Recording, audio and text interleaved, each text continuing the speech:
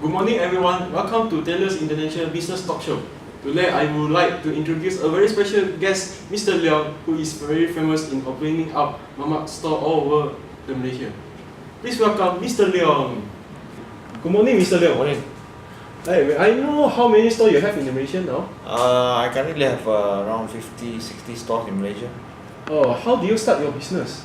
My business started from my family. My father used to teach me how to make the dough and how to make roti canai, and my friend said, "Hey, your roti canai is very good," and I just started business in Malaysia, and now it's blooming domestically. Wow, I heard you have been trying to bring your roti canai business to Australia. Yes. Okay, can you explain to our viewers what is roti canai? Okay, no problem.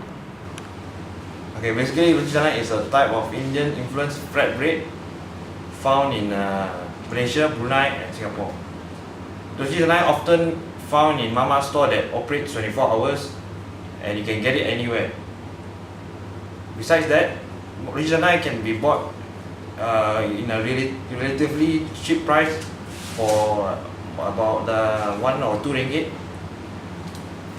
Besides that, roti canai is considered as a flavoured Malaysian breakfast that everyone likes it, and almost every Malaysian consume it every morning. Roti canai also is a food that sold by the Muslim and is proven halal, and sometimes roti canai is referred as a flying bread because it works the process of tossing and spinning the bread around 360 degrees. The most important ingredient for making a roti canai is using flour. Roti canai is usually served with dal curry and any type of curry such as chicken curry, mutton curry and fish curry. And roti canai can be cooked in many type of variants such as roti telur, roti sardin, roti bom and roti pisang or any roti bawang. Okay, this video is to show you how my staff prepare roti canai in my stores and in Malaysia. But I'm worried that the Australian citizen doesn't like my roti canai and I'm afraid of failing. Hey, no problem.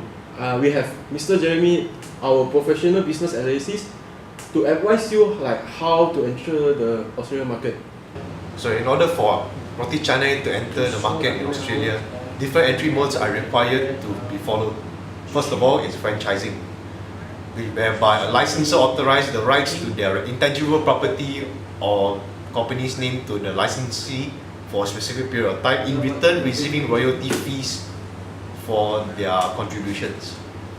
By doing so, the licensee will not only be able to avoid the risk for opening up in the new market, because the franchisor bears all the costs and risks for opening up the company in Australia. Besides that, franchisees will also be able to build up global presence in an instance. For example, McDonald's and KFC, which started off as small companies in the United States, have turned out to be a very huge company that is very impactful throughout the world.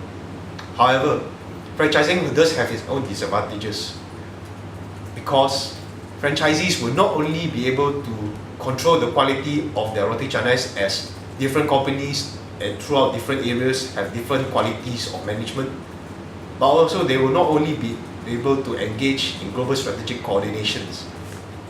An example for a successful franchise which operates in Australia selling Malaysian local delights is Papa Rich, which opened up a total number of 7 Australian states and operating of over 9 franchises in Melbourne alone, as you can see from this map here, and has proven to be very popular, as you can see from this picture here.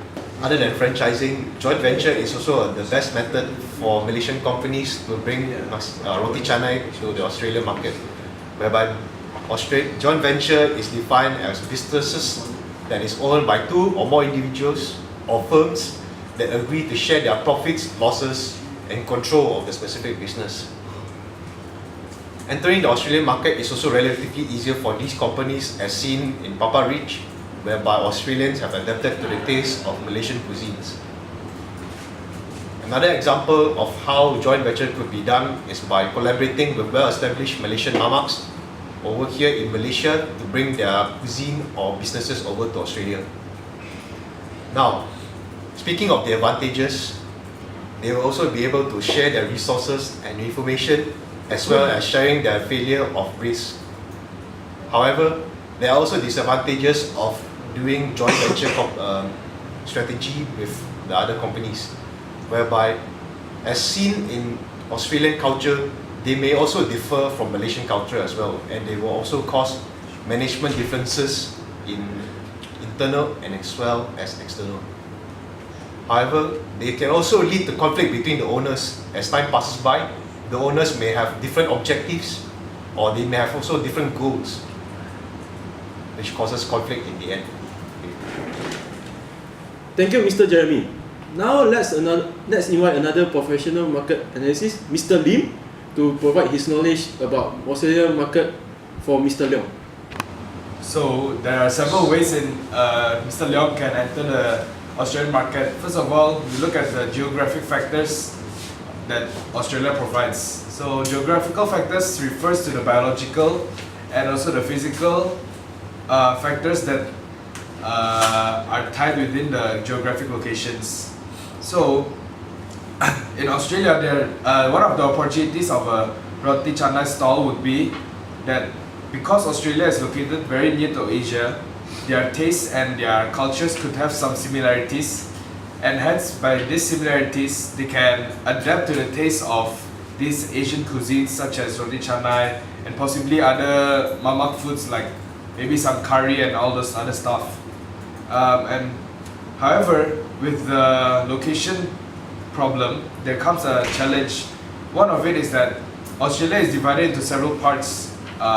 Most of the cities and the industrialized places are located within the outskirts of the Australian continent, whereas in the upper center part of Australia, it is filled with mountains and deserts.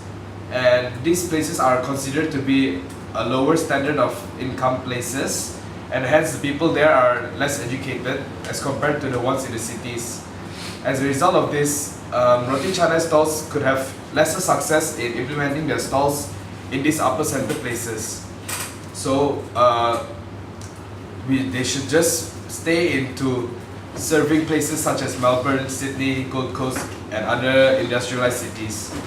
Next, the next problem would be natural disasters. Natural disasters is not an issue to is a major issue to a country, because natural disasters occurs anytime, anywhere, and any shape or form they want it to be. But in Australia, the natural disasters that are common is severe storms, bushfires, and floods.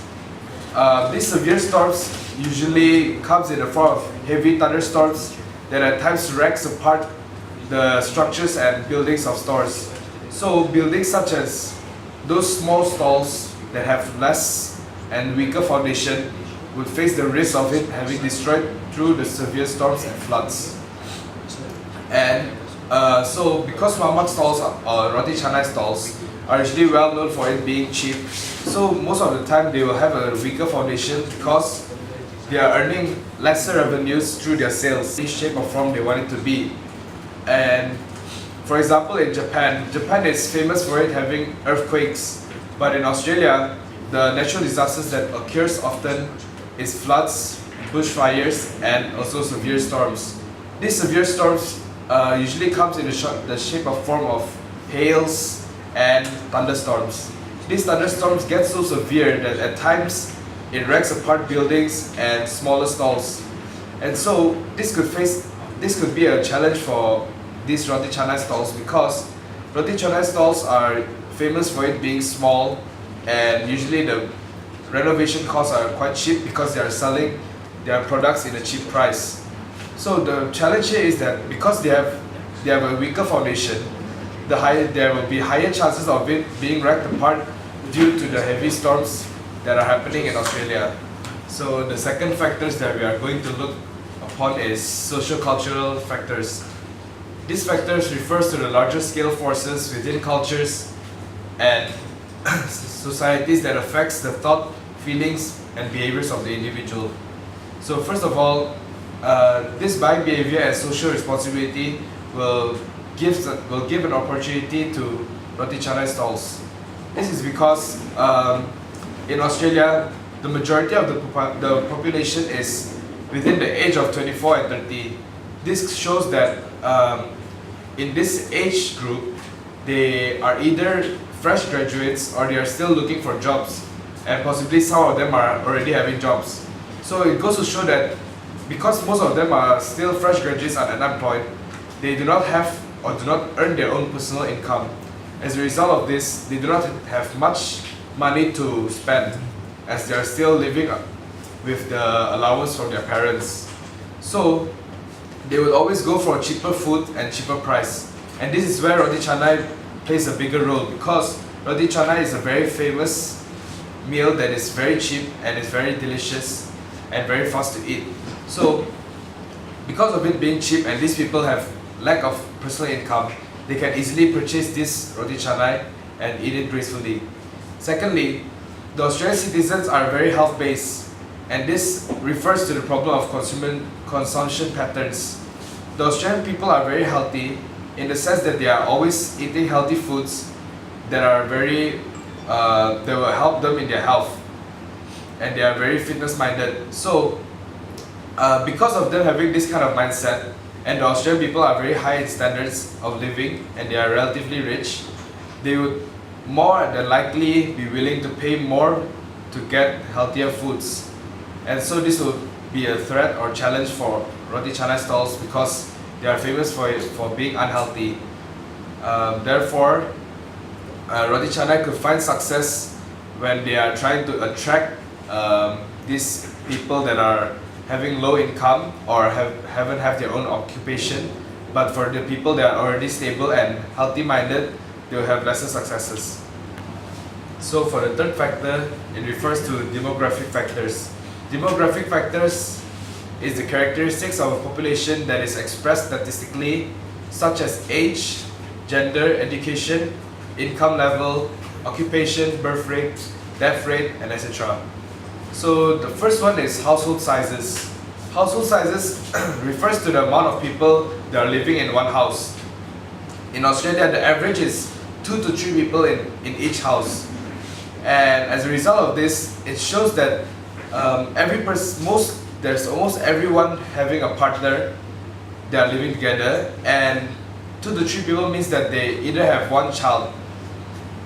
So because of them having a partner already, and the Australian people are living in a high standard of living, they will more than likely always go to restaurants that are higher class and have foods that are presented better as compared to roti canai stalls. Therefore, this would be a challenge for roti canai, because how are they going to sell their products cheap and yet invite all these high standard of living people to come to their stores?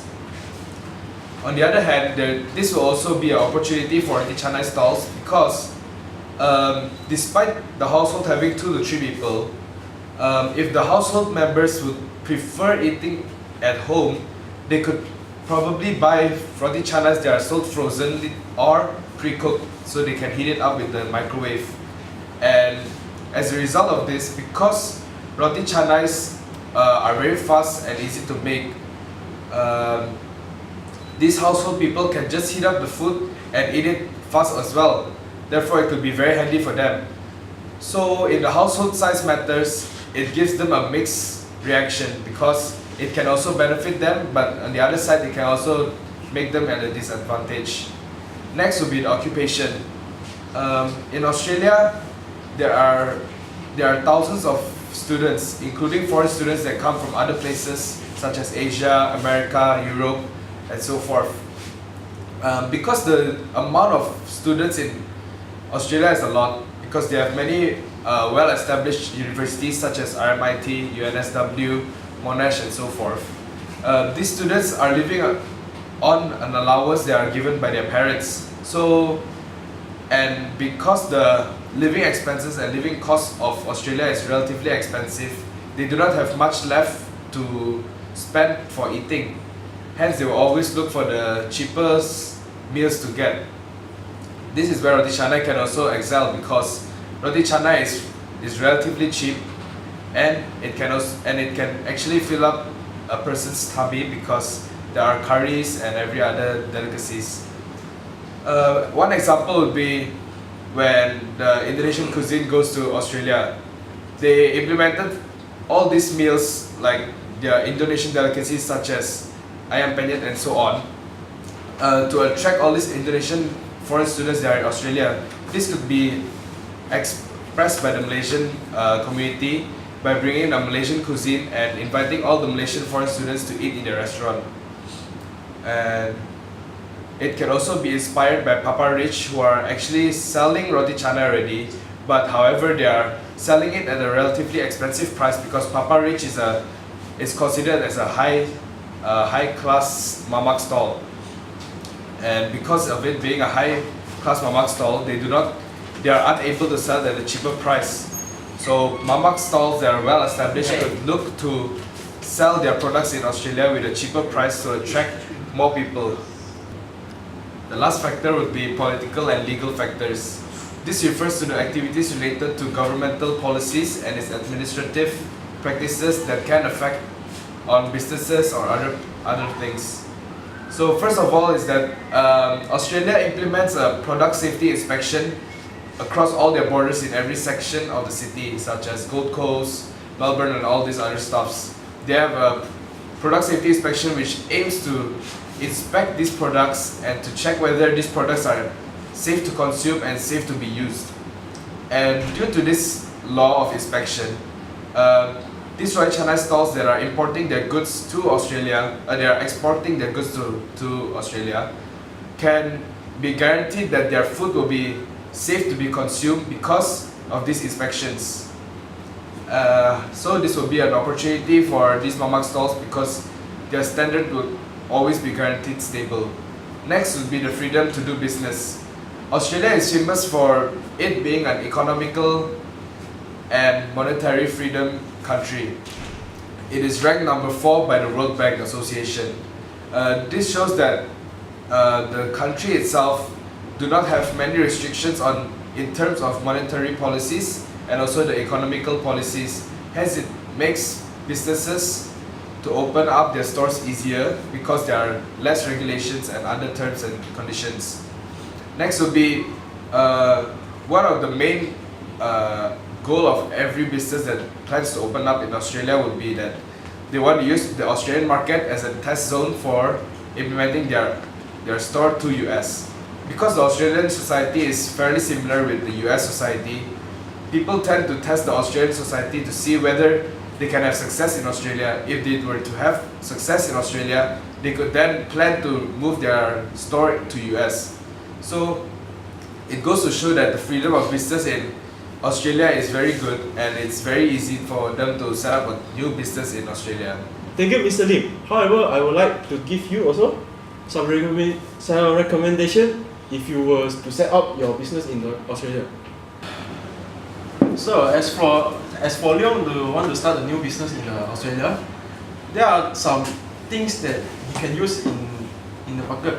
So it's like marketing mix. Marketing mix is a set of action to promote the products, the new products in the new market. There are 4 P's in a marketing mix. There are products, prices, promotions, and place. The first one is the price. Price is the value that put on the new product in the new market. It consists of the cost of production, segment targeted, and ability of the market can pay. As recommendation to Mr. Leong, recommended for the pricing is like not putting very high on the roti canai because it's a new product and people are not very used to it. So it's like to attract people, you can put by having a cheap price. And since roti canai in Malaysia is very cheap, I think it's very can attract a lot of people in Australia. After a while, after the sales is very stable, then Mr. Leong can think about increasing a bit price, to increase the profit. As example, in Malaysia it's 1 ringgit to 2 ringgit, so we can put in the market we can put $4 Aussie and after stable it can increase to 7 to 9 Aussie. Products is the item that he want to bring, Mr. Leong want to bring into the market. So example for this one is roti canai. The product itself must have a minimum level of impact, like to satisfy to bring to satisfy the needs of the people in Australia. Otherwise, the enigma or other marketing mix, the others 3 pieces cannot work. So, as Mr. Leong said, roti canai is often sold in the mamaks like 24 hours in Malaysia. So I think in Malaysia they tried is like the flavor of the curry. But in Australia they doesn't eat like too spicy curry. So I think Mr. Leong can introduce them by having combination with the fish and chip, which is very famous in the Australia, and they maybe can come out with a very sweet, can become a dessert, like having a nice topping like Nutella or have banana topping.